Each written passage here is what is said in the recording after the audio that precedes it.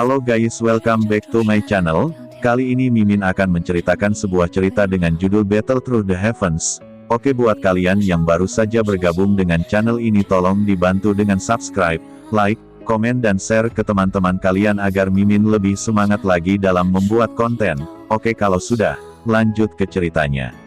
Di bawah pimpinan seorang pelayan, Xiaoyan memasuki pelelangan yang sudah dimulai. Memasuki aula tempat pelelangan diadakan, lingkungan yang semula cerah menjadi gelap sementara teriakan menggelegar mengalir kemana-mana.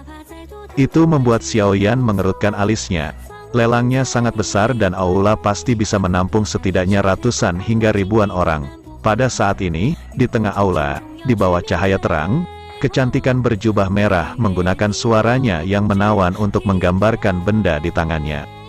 Di bawah suara mati rasa dan suara yang jernih, item yang sebenarnya tidak terlalu berharga harganya naik dengan kecepatan eksponensial. Menemukan kursi terpencil, Xiaoyan diam-diam duduk dan melirik keindahan di tengah aula. Dengan pengamatannya yang tajam, dia menyadari bahwa sebagian besar orang ada di sini untuknya dan bukan barang-barang yang dilelang. Juru lelang utama rumah lelang premier, Ya Fei. Dia adalah kecantikan yang sangat terkenal di kota Wutan dan pesona dewasanya membuat banyak orang tertarik padanya. Tiba-tiba, Xiaoyan yang diam berbalik dan menatap seorang pria yang tidak terlalu jauh darinya tetapi tersembunyi di sudut. Lengannya berayun dengan kata-kata dari mulut merah kecil Ya Fei dan tangannya menghilang di bawah pinggangnya. Brengsek, mengutuk ringan. Xiaoyan, yang berada di bawah jubah, memutar matanya. Orang ini sangat tak tahu malu. Sambil mengutuk dalam pikirannya, Xiaoyan dengan cepat menjauh dan tersenyum pahit. Tatapannya sekali lagi menuju ke tengah aula dan menyaksikan lekuk tubuh juru lelang yang menawan sambil bergumam, Yao Jing. SL, Yao Jing adalah istilah yang menghina. Tergantung konteks untuk kecantikan. Setelah melihat barang di tangan Ya Fei, Xiaoyan kehilangan minatnya. Dia tidak punya banyak uang untuk membeli barang rongsokan, bahkan jika penjual barang itu adalah wanita cantik. Setelah mengalihkan pandangannya dari Ya Fei, Xiaoyan mulai perlahan melihat sekeliling aula. Hah, ayah, tatapannya berhenti. Xiaoyan terfokus pada seorang pria paruh baya yang duduk di barisan depan. Tiba-tiba, ekspresi wajahnya menjadi terkejut. Apakah ayah tertarik pada wanita itu? Pikiran aneh itu tidak bertahan lama karena Xiaoyan telah menemukan bahwa tatapan ayahnya tidak terfokus pada Ya Fei melainkan melihat ke kejauhan, seolah-olah dia sedang menunggu sesuatu. Mengapa ayah ada di sini? Merenungkan pertanyaan itu, Xiaoyan mengalihkan pandangannya lagi. Kali ini, dia secara mengejutkan menyadari bahwa pemimpin klan dari dua klan besar lainnya, klan Jia Lai dan klan Aoba ada di sini. Sesuatu akan dilelang yang menarik mereka semua. Alisnya melompat. Xiaoyan dengan penasaran menyentuh hidungnya. Apa yang bisa menarik ketiga pemimpin klan untuk datang ke sini? Sejujurnya, wanita bernama Ya Fei itu ahli dalam menciptakan suasana. Tatapan dan senyumannya akan membuat harga barang tersebut naik secara eksponensial untuk sementara waktu. Selain itu, setiap kali harga dinaikkan, dia akan mengirim senyum menawan kepada orang yang baru saja menyebutkan harga terbaru dan mereka akan melupakan rasa sakit mereka karena membayar lebih untuk item tersebut. Suasana di dalam rumah lelang tetap mencapai klimaks dengan senyumnya. Hehe. Semuanya, rumah lelang baru saja menerima barang lelang baru. Saya percaya bahwa semua orang akan tertarik padanya. Setelah melelang item terbaru, Ya Fei tiba-tiba berhenti dan berkata dengan keras ke arah penonton. Dengan lambaian tangannya, seorang pelayan dengan cepat membawa piring batu giok dan di tengah piring ada botol batu giok. Ini adalah pil tingkat kedua. Dengan tangannya yang lembut mengambil botol giok. Suara menawan Ya Fei menenangkan para juru lelang untuk sesaat. Tapi segera, teriakan itu menjadi lebih keras. Di Douqi Mainland, pil yang disempurnakan oleh alkemis adalah item yang paling dicari. Benda ini bernama Foundation Elixir. Ini hanya efektif untuk mereka yang berada di bawah level 12. Pelatihan di Foundation Elixir memungkinkan orang-orang di bawah level 12 untuk meningkatkan efisiensi dalam pelatihan. Hehe, jika Anda ingin putra atau cucu Anda disebut jenius, ini sangat cocok untuk Anda. Mulutnya yang menarik dengan ringan menghembuskan kata-kata dan mematikan pikiran banyak juru lelang.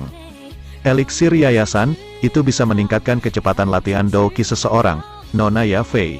Orang-orang di tahap itu tidak bisa menerima tekanan dari pil kan? Meskipun Ya Fei sangat menawan, ada juga banyak orang yang tetap tenang dan setelah keheningan singkat, seseorang mengajukan pertanyaan penting. Hehe, ramuan ini secara pribadi diperiksa oleh Master Guni kami dan ditemukan sebagai pil tingkat kedua. Tidak akan ada masalah. Semua orang bisa yakin akan hal itu. Ya Fei tertawa ringan sambil merespons. Mendengar bahwa Guni secara pribadi telah memeriksa pil itu, mereka yang ragu tidak lagi mempertanyakan validitas pil itu. Semua orang tahu bahwa Guni Master adalah alkemis tingkat kedua di seluruh kota Wutan. Bahkan para pemimpin klan dari 3 klan bersikap sopan terhadapnya. Xiao Yan dengan malas bersandar di kursinya dan menyaksikan suasana heboh di antara kerumunan. Menghembuskan napas ringan, dia berpikir, sepertinya yayasan eliksir ini akan menghasilkan sedikit pemasukan. Sedikit mengalihkan pandangannya ke ayahnya, Xiao Yan menyadari bahwa ekspresi tenang ayahnya yang sebelumnya sedikit berubah. 8.500, tepat ketika suara Ya Fei berhenti, seseorang meneriakkan harga. 9.000, harga lain datang tepat setelah harga pertama dipanggil. Harganya naik dengan cepat dan dalam beberapa detik, harganya mencapai 13.000. Meskipun ayah Xiao Yan agak bersemangat, dia tidak segera menyebutkan harga dan malah menutup matanya, menunggu panggilan goreng kecil berhenti. Harga naik lagi tetapi segera, suara-suara itu padam. Pada saat itu, seorang penatua yang juga duduk di baris pertama dengan ringan berkata, 20.000. Setelah menyebutkan harga itu, suara terakhir dalam pelelangan padam. Beberapa dari yang berharap melihat ke arah sesepuh tanpa emosi itu tetapi hanya bisa duduk kembali. Kecewa, mereka tidak memiliki kekayaan untuk berperang harga dengan klan Jia Lai.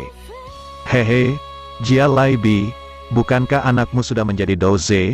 Mengapa Anda masih memikirkan yayasan eliksir ini? Seorang pria parubaya yang juga duduk di baris pertama berbalik untuk tersenyum palsu pada Jia Lai Bi. "Au Bapak, tidak bisakah aku membelinya untuk cucu masa depanku?" Jia Lai Bi jelas tidak menyukai pria parubaya itu dan dengan dingin mencibir pada pria parubaya itu. "Mari kita lihat apakah keberuntungan Anda memungkinkan Anda memiliki cucu. Mungkin suatu hari putra Anda menemukan dirinya tanpa..." Setelah diam-diam mengutuk Jia Lai Bi, Ao Bapak juga berteriak, 23.000. 25.000, dalam 10 menit dan di bawah tatapan terkejut semua orang di dalam pelelangan, keduanya seperti anjing yang memperebutkan makanan dan menaikkan harganya menjadi 31.000. 40.000, Xiao Zhan yang bermata tertutup tiba-tiba angkat bicara. Semua orang di dalam aula lelang terdiam dan mengalihkan pandangan mereka ke Xiao Zhan. Bahkan Ao Bapak dan Jia Lai Bi terkejut dengan kenaikan harga yang tiba-tiba. "Hehe, pemimpin klan Xiao, sepertinya kamu sangat menginginkan yayasan eliksir ini." Jia Lai Bi tersenyum. Xiao Zhan meliriknya dan berkata, "Jika kamu menginginkannya, maka naikkan saja harganya. Saya berjanji tidak akan menaikkan harga lagi." Jia Lai Bi berhenti dan memikirkan kebenaran dalam kata-kata Xiao Zhan. Segera, dia menggelengkan kepalanya karena tujuannya di sini hari ini bukan untuk yayasan eliksir dan membuang-buang uang yang bisa digunakan untuk item itu bukanlah ide yang cerdas.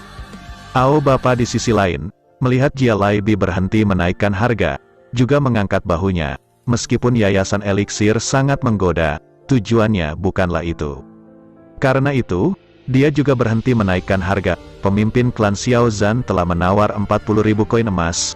Apakah ada orang yang ingin menaikkan harganya? Melihat aula yang tenang, Ya Fei tersenyum sambil mengingatkan orang banyak. Karena tidak ada yang menaikkan harganya, yayasan eliksir ini akan diberikan kepada pemimpin klan Xiao Zhan. Melihat tidak ada yang menjawab, Ya Fei dengan cerdas dan dengan ringan mengetuk palu kecilnya di atas meja, menandakan bahwa yayasan eliksir telah menemukan pemilik barunya. Di daerah terpencil, Xiao Yan tidak tahu apakah harus tertawa atau menangis. Setelah sekian lama, dia menerima uang dari ayahnya. "Hehe, selanjutnya, kita akan melelang barang lelang terakhir." Menempatkan botol giok kembali ke dalam piring, Ya Fei melambaikan tangannya dan cahaya di aula meredup. Membungkuk, dia mengeluarkan piring perak dan di tengah piring ada gulungan hijau tanpa hiasan. Gulungan itu sedikit bersinar hijau dan dengan pantulan dari piring perak, itu dilemparkan dalam cahaya misterius. Metode Ki tingkat Suan tinggi, nyanyian badai. Oke guys, sampai di sini dulu ceritanya ya guys. Tidak lupa buat kalian yang baru saja bergabung dengan channel ini, tolong dibantu dengan cara subscribe, like, komen dan share ke teman kalian. Oke, kalau sudah, sampai ketemu di video selanjutnya, bye-bye.